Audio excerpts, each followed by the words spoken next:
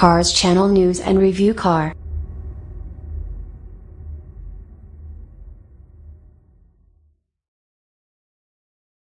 (2017) McLaren 570S Review. The McLaren 570S is a proper super sports car in every sense of the word, but is it enough to tempt prospective buyers away from the likes of Ferrari and Lamborghini? Mention the name McLaren in most circles and you'll find people automatically start to conjure up images of Formula One racing. But the fact is, McLaren Automotive, the sister company to the Formula One business, currently offers more road-ready cars than Ferrari. And this from a division that only kicked off in 2010. McLaren might seem like a late starter in the sports car business, but celebrated driver and founder, the late Bruce McLaren, actually designed, built and drove the McLaren M6P GT prototype in the late 1960s as part of his plans to diversify and start building road cars. Based on the successful M6 Can-Am chassis, it was not only quick, but people at the company's HQ could hear him coming from about 5 miles down the road, according to McLaren's daughter, Amanda. Unfortunately, the road car project was shelved when McLaren was killed while testing the M8D race car at the Goodwood in the UK in 1970.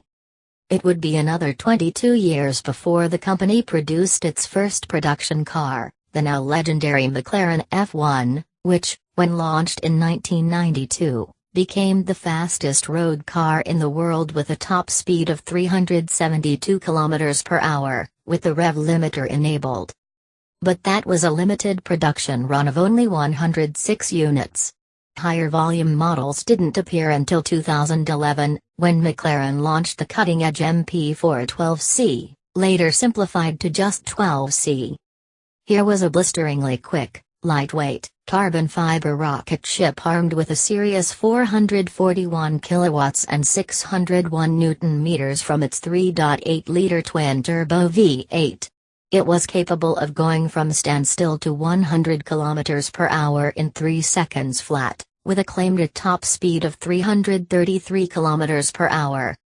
McLaren had more than dipped its toe into the supercar arena, so in 2011 it launched its three-tier product strategy under Sports, Super, and Ultimate series, in order of outright performance ranking and price point.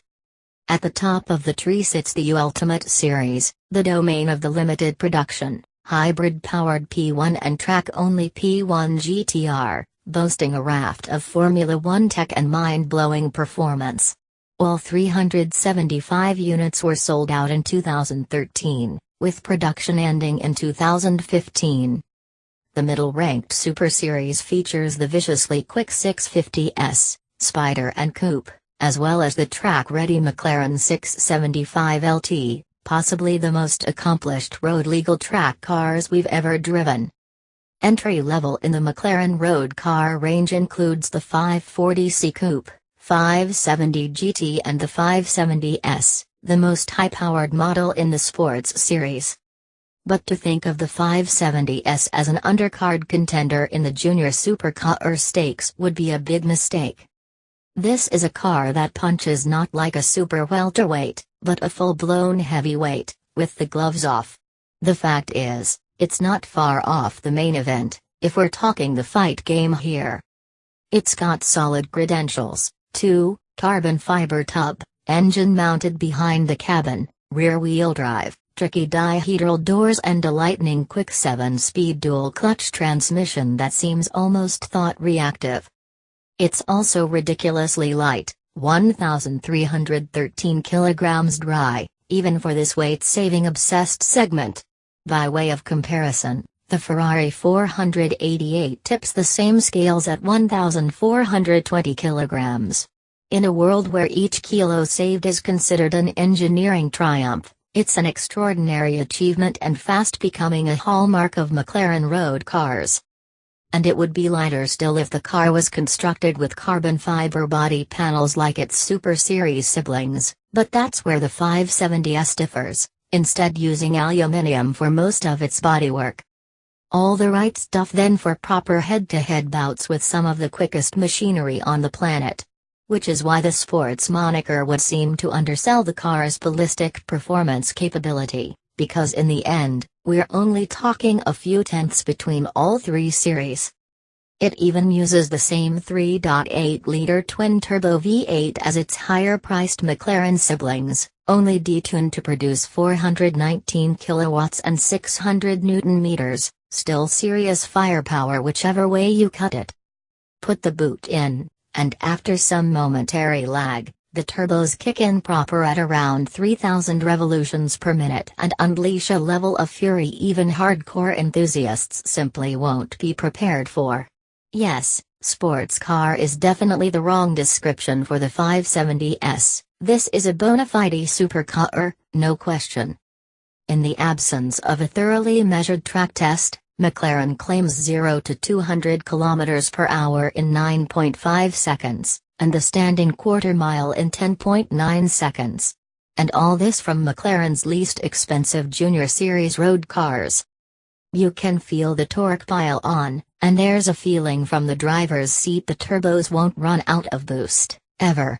If I was a betting man, I'd say the performance claims by McLaren for the 570S are well and truly understated.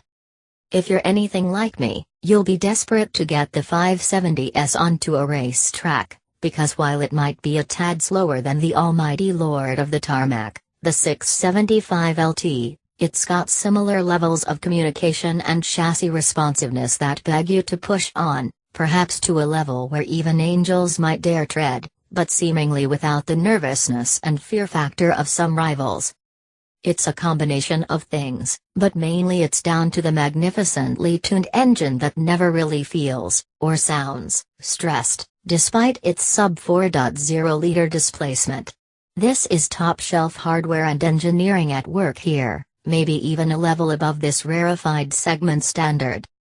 But then, that's also one of the McLaren's few drawbacks. It doesn't make those glorious sounds you get from the likes of a Ferrari, Lamborghini or even a current 911 Porsche Carrera S, at least not until the rev counter is knocking on 7,000 revolutions per minute plus.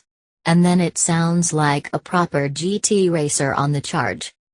Our Mantis Green tester was equipped with the optional sports exhaust, at around $8,000, and while it's significantly louder on the decibel scale, even at idle, it's by no means soulful and certainly not addictive like its rivals. But if Formula One style shifting is your thing, then the 570S has got you covered. The 7-speed twin-clutch gearbox isn't just good, it's brilliant. Upshifts even in normal mode are imperceptible and with the least amount of torque loss. Sport offers slightly more punch with each shift, and race is for track only. But if you're using your McLaren as a daily ride, there's no need to take the transmission out of auto.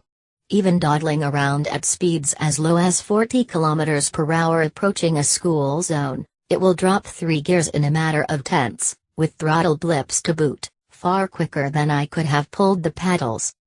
Where the McLaren 570S loses a point or two for its lack of a thrilling exhaust note, it more than makes up for it with its all-ball styling.